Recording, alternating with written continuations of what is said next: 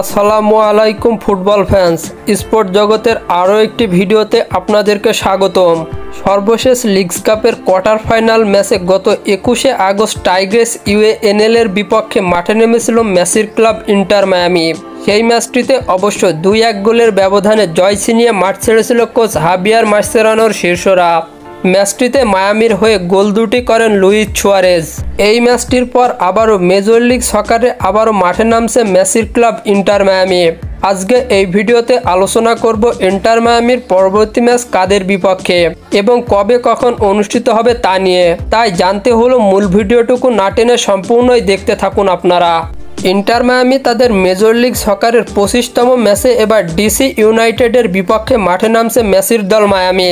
বর্তমানে major league সকারের points টেবিলে 24 match খেলে 45 পয়েন্ট নিয়ে পয়েন্ট টেবিলের পঞ্চম স্থানে রয়েছে মায়ামি। অন্যদিকে 27 ম্যাচ খেলে মোট 20 পয়েন্ট নিয়ে পয়েন্ট টেবিলের 15তম স্থানে রয়েছে ডিসি ইউনাইটেড।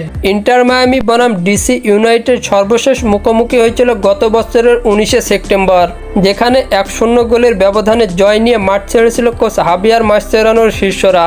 ইন্টার মায়ামি বনাম ইউনাইটেডের মধ্যকার মেজর লিগ সকারের ম্যাচটি অনুষ্ঠিত হবে বাংলাদেশ সময় অনুযায়ী আগামী 24শে আগস্ট ভোর 5টা 30 মিনিটে এবং এই ম্যাচটি অনুষ্ঠিত হবে মায়ামির হোম গ্রাউন্ড চেজ স্টেডিয়ামে।